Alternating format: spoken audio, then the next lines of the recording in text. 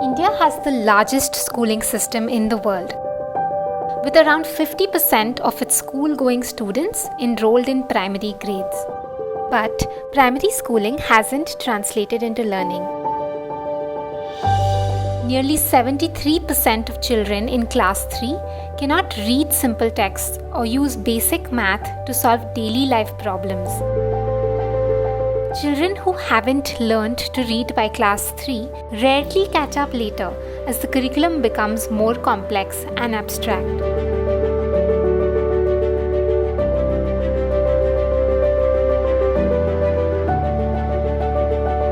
To answer this critical question, we conducted a study to understand the systemic challenges driving low learning levels, and we learned that a set of interconnected factors operating at 3 levels, that is classroom, managerial and structural, lead to low foundational literacy and numeracy outcomes.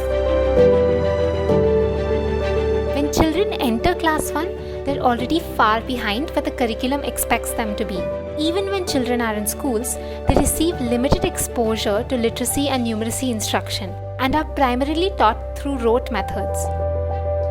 India has just about solved for access to primary education, and with access, greater access comes greater diversity. And the reason why foundational learning outcomes are low is primarily because the systems that are responsible for the delivery of education in schools haven't catered to this diversity, and it is reflected in the homogeneity of our textbook, of our teacher training, of our assessment systems.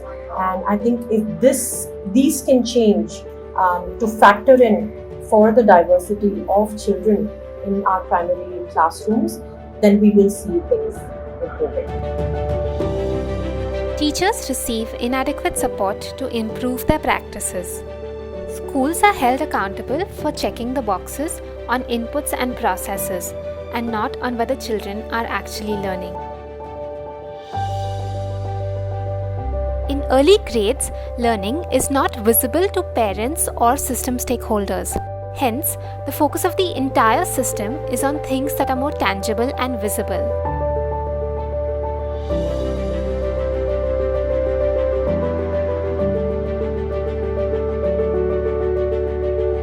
RTI International did a study of 8 effective large-scale literacy programs across the world.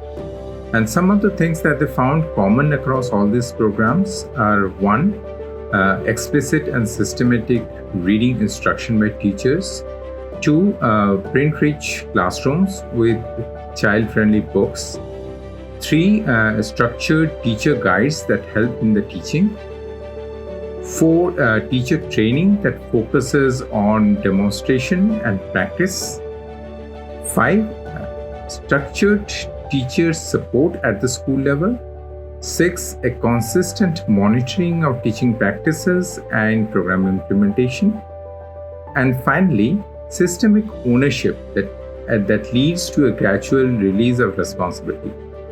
These, I think, are key to success of any literacy program across the world.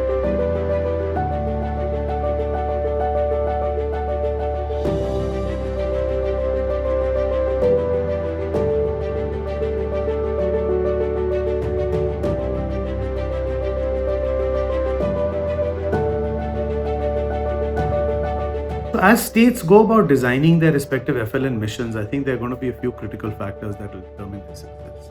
I think first and foremost is around aligning of goals. States need to define measurable goals. They need to define realistic learning targets.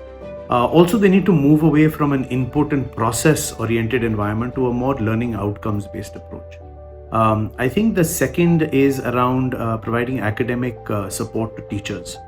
Making sure that the right set of tools and teaching learning material is made available to teachers, but also the right training and mentoring on these tools and TLMs is provided on a regular basis. I think also ensuring that as far as instructional design and TLM is concerned, it caters to complex classroom environments like the multi-grade, multi-level learning environments that a lot of our classrooms have.